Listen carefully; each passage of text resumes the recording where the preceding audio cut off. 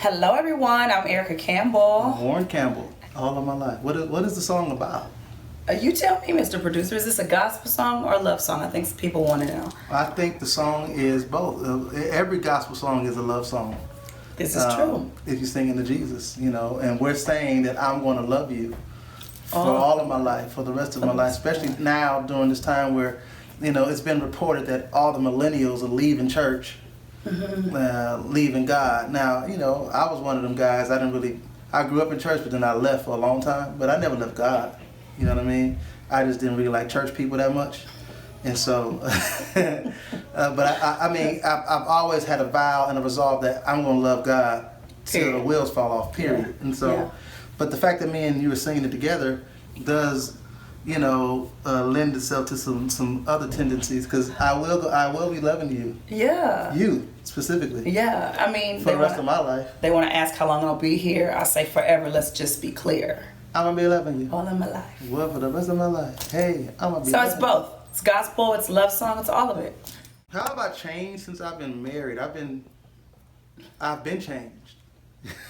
No, I mean, I guess the biggest thing I could say is because I was raised with just one sibling, and that sibling is a female. I have a sister.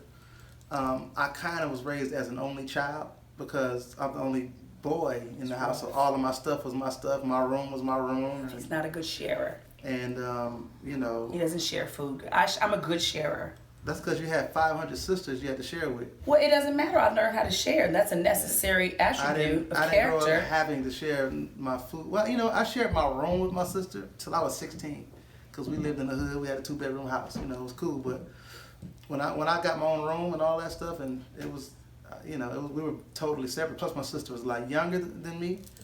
And so when I was out doing my thing, kicking it with my friends, 16, she was still in elementary school or something. So I didn't have to share much with her. So since I've been married, I've learned, it's taken this, 17 years, but I've learned a little bit about, just kind of sharing my space a little bit, Our space. Well, certain things I'm not fooling with. Like, I'll share some food like that. Not really. You will tell me you buy your own. You've gotten better. Yes, you've gotten better, and let's acknowledge the better. Okay, but what I don't like sharing is like leave my stuff alone, like my side of the sink with my toothpaste and my stuff like that. If I'm out of toothpaste, I'm coming to get your toothpaste. You want me to walk around my breath stinking? That's the consequences of not stacking up the toothpaste. I got bottles and bottles. We, W-E, Warryn and Erica, the two shall become one. Your toothpaste is my toothpaste. I buy 5 dozen Use my lotion things. then. Use my florally lotions. You don't want to use that stuff, right? No, I don't. Well, if I want to use your stuff, I can. If you don't want to use my stuff, you don't have to. I buy 8 things of deodorant, 5 things of toothpaste. Don't I buy them? Really? You just gonna lie to these people like that? I'm not lying to these people. You buy all my stuff. Do I buy deodorant in the house? No, after 17 years now, you know my pattern, so sometimes you do buy it. But starting off, you didn't buy all my stuff. This is a thing that I've been doing since I was a kid. Have we answered the question of how we've changed? Yeah, I've changed a little bit. Next question. I think girls know when they're ready to be married early on.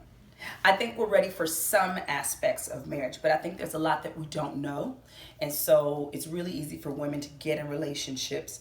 I mean, even as young girls, and not understand that you're in it with a whole other person and their idea of relationship may not match yours, But did you know you were ready to be married to me? I did. Well, because I'd been engaged before, I just didn't want to get it wrong. And I felt like I had gotten it wrong twice before. And so I knew you were great. I prayed about it. I said, Lord, well, I'm not telling him. You're going to have to tell him, because if he don't find out, then I guess we're not going to be together. Because, I felt like I had gotten it wrong before. But yeah, I felt like you were my heathen friend kind of early. Really? Yes. I knew when I wanted to be with you every possible second of the day, even when I was sleeping. So I figured the only way to do that and still be a believer who follows the letter. Come on, follow the letter. Yes, Lord. Who lives life by the scripts. Yes. Is to marry you. You know, I can't be with you when I'm sleeping legally. You know, Right. if I don't get married. So I knew I was ready when I wanted to see you when I woke up in the morning. I woke up in the morning going like, dang, well, she was just right here. We talked all the time. Yeah. We saw each other every day. And even then, I wasn't ready. I just thought I was. Wasn't ready. I was 22. What was I doing? I didn't know what the heck I was doing. So to all of you who maybe just got married and you feel like, oh my God, what did I do? Give it some time. You'll grow into it. There is no switch that you turn on that says, oh, I'm married now. I know what to do. You won't know what to do. You'll be confused and you'll go, oh my God, let me run fast. Don't run, especially if you dated and you loved him and you got married and you said yes. There's a reason that you said yes. Now you have to take time to develop that yes and develop the marriage and develop the relationship. And you know what? When I knew that I was ready to be married, I was already married. But when I want to say, when I was around 30, when I hit 34 years old, 33, 34, somewhere around there, because Crystal's about 5. So that means we had been married like a good 8-9 years. About 8 years, yeah. And I was like, 8 years. I was like, oh shoot. And I was in it, but I fell in love with it. I was like, oh, I love being married now. This is crazy. You have to create a new normal. But the thing is, before I was just going, I was in it, but I didn't know how to be in it, so I was uncomfortable all the time. I didn't know what to do. I didn't know what to say all the time. I wasn't even comfortable with cutting off all my extra friends that I had. Like, you know, do I just tell them like, don't call me ever again? Like, how am I supposed to do this? I have a wife now. No, I mean, everybody not a wife, but you know, like, you can't come down. No. We having a so-and-so's house. And I'm like, okay, but I just wouldn't If show they up. didn't have no ulterior motives, then they would have been like, let's meet your wife. Oh, let's all hang. But let me tell you what I was. None of them never wanted to be my friend. You're going somewhere else where I'm going. I'm just saying, me personally, I didn't know how to function in that. So I ain't talking about them. I'm talking about me. Okay? So I'm saying I didn't know. Like, do I just tell them, like, you know, so I would do things like my friends from high school was doing something, you know, and I'd be like, and I knew it would be somebody there that I used to talk to back in the day. Instead of saying, nah, you know, or involve my wife with, I just be like, yeah, I'll see y'all there. And I just wouldn't show up. I'd be like, yeah, I was out of town anyway, so yeah, you know. But I learned how to balance that, and I learned how to involve my wife and say to myself, listen, if they can't be my wife's friend, then they can't be my friend. We can't have no friends that we ain't all friends. Right. I don't have no friends that my wife don't know. She may not choose to be as close to them as I am, but they know who she is. If we hanging out, they know she know where I'm at. She can call them anytime. She can talk to them on the phone, whatever, you know. So yeah, that was a hard balance. Oh, we figured that thing out. Yeah, it's true. If you're single and you are thinking about being married to your significant other and you're going down that path, as a man, I can't speak for women, but as a man, there's a clause in the wedding vows that it's a phrase that says forsaking all others. Now, that is very, very key. And for some men, it's not like we're trying to have our cake and eat it too. You know how they say, you trying to have, it's not necessarily that. It's just that you don't want to rupture a relationship that you had, maybe like say you've been friends with somebody for your whole life and y'all dated at one point back. And I had friends like that where we dated when we were kids or something, but we still friends and stuff like that. So I'm like, how do I do that, right? And so you really have to forsake all others. You can't go into it, you know, halfway where, you know, it's you and your girl that you're about to marry, but then you still got a trail of these other friends that you haven't really laid down the law and said, listen, I'm getting married, so unless you cool with her, we can't be cool. So what would you say to the person, say, I'm marrying you, but you're my best friend? I think it's unhealthy. I don't think you ought to have no best friend that's a female. I don't think you ought to have a female friend that ain't your wife's friend. That's not I ain't gonna say it's not healthy. I'm gonna say it's not smart. Because hold on. Because some things we focus a lot on right and wrong, and we focus so much on that till we don't really get to the real question of is it wise? Because it may not be wrong, but it's probably not wise. Right. You understand what I'm saying? So that's not the smart thing to do. Your wife may be fine with it. Oh, he has friends. It still ain't wise. Your wife may be totally fine with it, and y'all talk about, oh, you have friends. Go ahead, y'all go and hang out. It's not okay, because guess what? The conversation will switch at some point to a place where it ain't supposed to go. It just because it's a man and a woman. It's just inevitable. Unless y'all blood, then you know. Is it my turn now? Yeah, go ahead. I would say, ask yourself, what is God's design for relationship? What is God's purpose for relationship? And are you prepared for that? Look at what the vows say and spend time with each one of them, and then ask yourself, can I do that? Do I mean that? Would I be able to say that in all honesty? A lot of anxiety going into relationship because people are so afraid of things going wrong. Accept it. Things will go wrong. And that does not always mean infidelity and cheating. Sometimes it is family, it's financial, it's personal. You know, some people deal with weight. Maybe your spouse is big and you're not, and you have to cover them and protect them because they carry a certain amount of shame. You love them, but this is something that can really hinder a relationship. So there's just a lot to pay attention to. How you communicate, when you communicate, and praying before you communicate. I wish that we prayed more when we first got married, but we didn't. You know why? I was shy. I was like, oh God, he's gonna think I'm a weird church lady. Now I'm his wife, but that's what I thought. I would pray by myself. He would pray by himself, but we wouldn't do it together. And when we started praying together, I believe everything changed in our relationship. So if you start that before you get married, it can stop you from the premarital sex. It can stop you from, some of the arguments, and it can stop you from comparing yourself to other people because you're looking for, what does God want from this relationship? I believe it's Galatians 5 and 6. It says, walk in the Spirit. And you won't. And you shall not fulfill the lust of the flesh. So there's things that you want to do in your flesh together that are almost impossible to do if both of y'all are walking in the Spirit. You can't. Yeah. It's hard. It's so difficult to walk in the Spirit and still fulfill your lust. It's just, you can't. Yeah. You can't walk in the Spirit and be pissed off at somebody. No. Once you're in the Spirit, it just changes everything. And the Bible also says, make no provision for the flesh for those of you who feel like we got to live together, because God can only supply my needs if we both live in the same house. I promise we won't touch each other. You just made a provision for your flesh. Somebody gonna be getting out of the shower. Y'all gonna be watching a movie. Something gonna happen. You just make sure that the things that you want to save and make pure, allow them to be pure. Yeah. And ladies, don't let you be the only one that's trying to protect your body. He should be protecting his too. Those are a lot of things. Just a few things to consider before you get married. Yeah.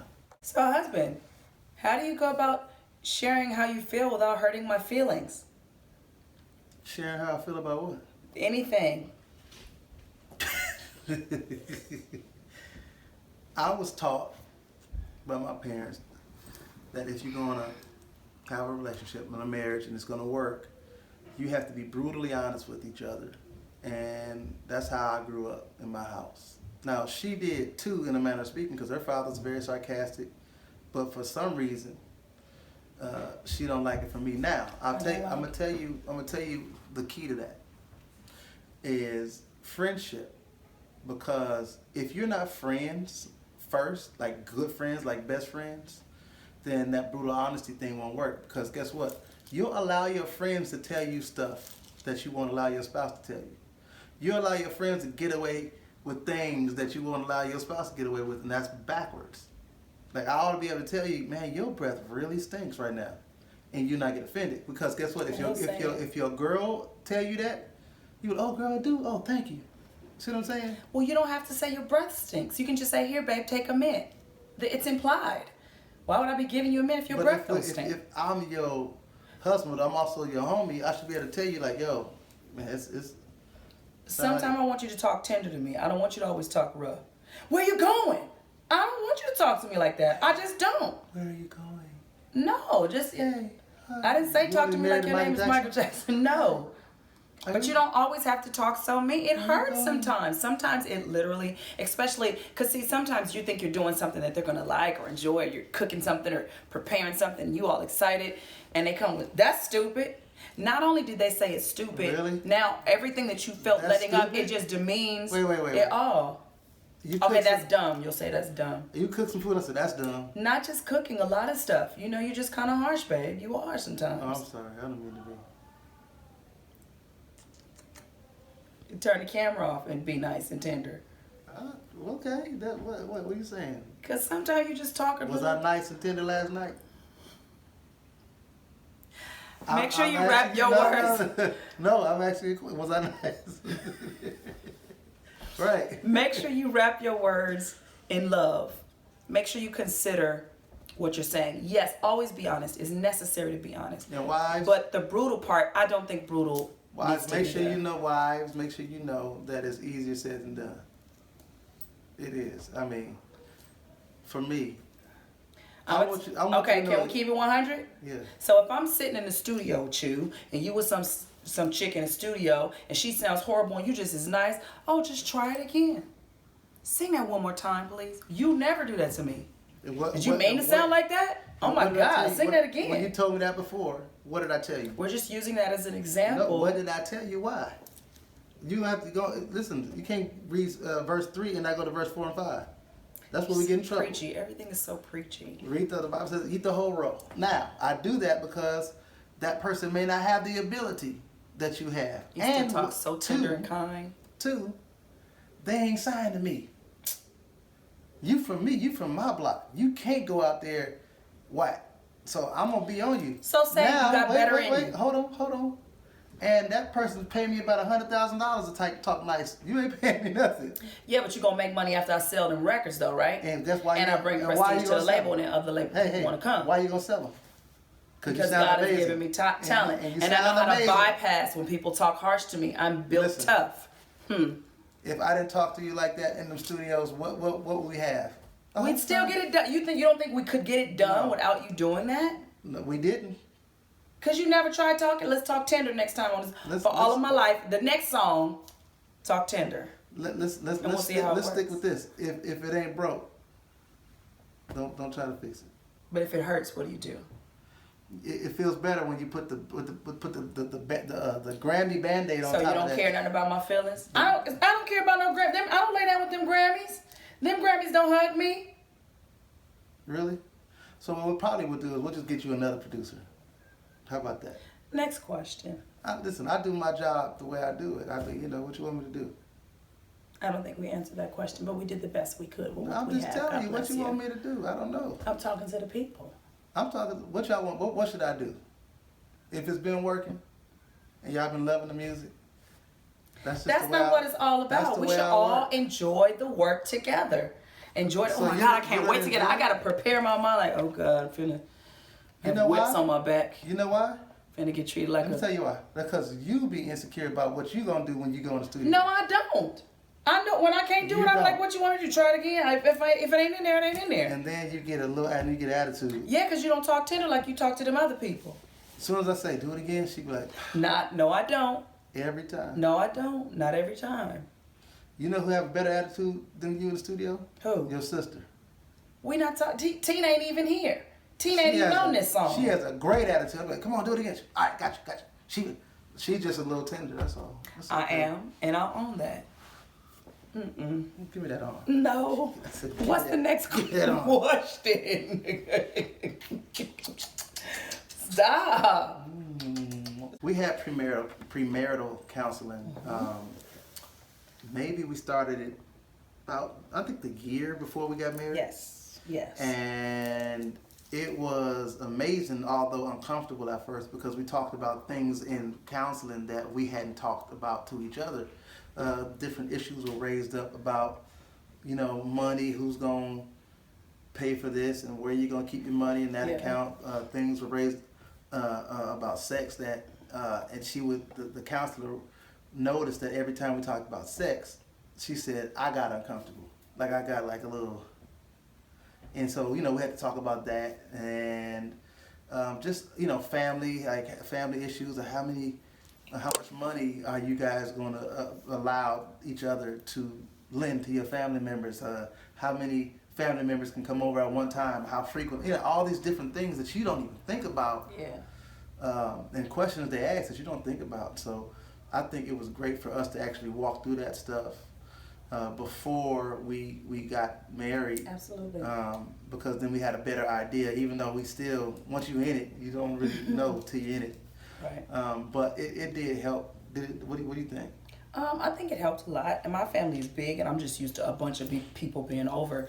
And I think that was really new for you. So I had to respect that, but I still wanted my family around. So we had to create a balance. And a lot of times in marriage, people feel like, well, this is who I was, and you knew I was from a big family. Well, if the two become one, this is your new normal, and you have to create that without ostracizing or beating up your spouse, but bringing them into it so they feel a part. And then don't create that dissension with your family where your family goes, we love her and her husband. No, it's but you're together. And a lot of times when you don't have someone help you walk through these family things, then it can get really, really complicated. We had a great therapist. Mm-hmm. And I think it was about 5 years in, and we called her again and said, listen, I don't think we figured it out. We need to tune up. Normally with duets, especially with like a husband and wife, right, it's generally like a ballad. Slow. Reunited and it feels so good. Tra-la-la-la-la-la. Reunited and in my endless love. It's like, you know. Being that this didn't start out to be no new examples. I don't know, but you know, it didn't start off being a duet because my part on the song was supposed to be a placeholder, and Big Shiz, LaShawn Daniels, he was supposed to sing that stuff, right? Mm-hmm. And then he moved. Like we did the song 1 week, and like I think 2 weeks after that he was gone. He moved, or sometime after that he moved. And he was like, "No, you should keep. You did a good job. Just stay on there." I was like, "No, I'm not doing it." And so, because the song is like a year. It was like a year and a half old, or even more. It just kind of sat around. Yeah. Then I decided, you know what, I'll stay on it, and I sung my part or whatever. So, it wasn't necessarily like we were trying to make a love song to each other. It just we love each other, and that's what came out. You know. Actually, there's something that you were saying at the end of service all the time.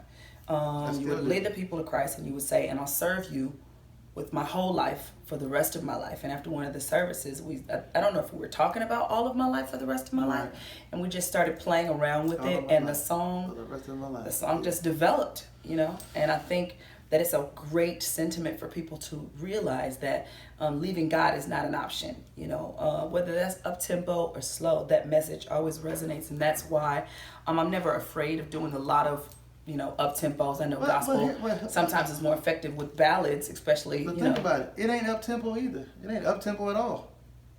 It ain't. No, and it ain't. I said, forever let you be glad. I'ma be loving you for the rest of my life. I'ma be loving you. But it also is not like, you know, dance. Right. It's groove. It's real groovy. It's a mid-tempo. This was a cool little, and me and my wife are both very relaxed, chill people. Yeah. We're not high-strung. We're not like, you know, I'm not about to, you know, naturally I'm not about to just be jumping up, you know, but like. I may jump. Sometimes I'm a jumper. We're chill, you know what I'm saying? So that's the song kind of, you know, the song like is us. How we are. We just kind of, it's us. We easy. Before I came up with the music, I think I was singing all of my life for the rest of my life. Mm-hmm. All of my life, I was just singing it like that, just those words, that phrase. And I think one day I was at home, and I started like playing with some, you know, chords or with some little sounds, whatever. And I said, "Oh, this is pretty cool." Then I took it to the studio, and at the time. Sean Daniels, he had a room at my studio. Yeah. So he was there working, and I went over there and said, "Man, I'm working on something, this thing, you know, come on over here, you know, come across the hall." And he did. He's like, "Oh yeah, it's dope." We put it together, and it was really like 2 hours. It was done. It wasn't like a whole to do or whatever, but because, you know, if you listen to the song, it's really simple. It's not like a bunch of stuff going on. Right. It's just cool, and the sentiment is awesome, and I love what he did on the verses. It's just one of those things that just came together really quickly, and I think the best songs come together that way, where you're not trying to conjure up stuff and force stuff. It's just things that, you know, sort of like when we did I Love God. It was it was easy, easy breezy. When we did Shackles, easy. God and Me, easy. All the songs that people love that we did, all of them, literally all of them came super easy. Yeah, Yesterday. Yes, super easy. A Little More Jesus. All of that. A Little More Jesus, super easy. So I'm like, you know, it wasn't really. Thank you, Jesus. You know, my mom always says there's no strain in God. When God is in it, He makes all things easy. There's no strain in Him. Okay, well. There's no strain. Is that a scripture or just no? She just church saying. That's what she says. I never even heard it in church. You know, there's no strain. She's been saying this since I was a little kid. And there's no strain in God. It's because I have strained. Sometimes. Oh, but God. Come on, somebody. Making music together hasn't affected our relationship. Making music together is our relationship because that's how we started. It's true. We were acquainted first in the studio, and we writing and creating. Yeah, and we built a relationship working in the studio, and that turned into, you know, dates and all that kind of stuff. But before we were, you know, boyfriend and girlfriend or anything else, you know, we were writing together and working together. So it all kind of intertwined, I think.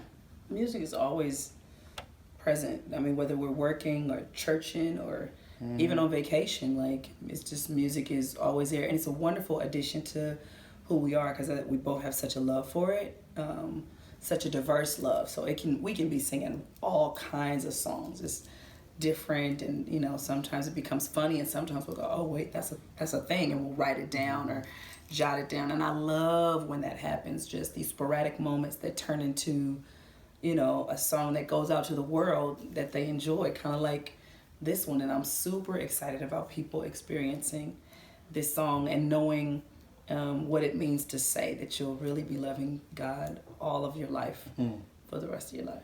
No, that's good. It's music and creativity is basically the subculture of our relationship, of our house. They call it worship. Yeah, I know it's real. Yeah, I know it's real. I ain't got to question how I feel. Give me purpose. No, I never ever nervous. Every day we still believing. No, I never ever leave him. I ain't stepping down off this word. I'ma keep this thing real. That's clear. Clear. Keep this thing clear. Yeah. You don't know the words. I don't say those words. Give me purpose. A real cool way to talk about not being nervous or not being shy or not being apprehensive once you understand your purpose in Christ. Once God tells you who you are, you don't have to doubt. You don't have to question. You don't have to ask anybody else for permission. You have to move forward in that purpose. So yeah, give me purpose. Hey, no one never ever nervous. Everything He say, believe Him. No one never ever leave Him.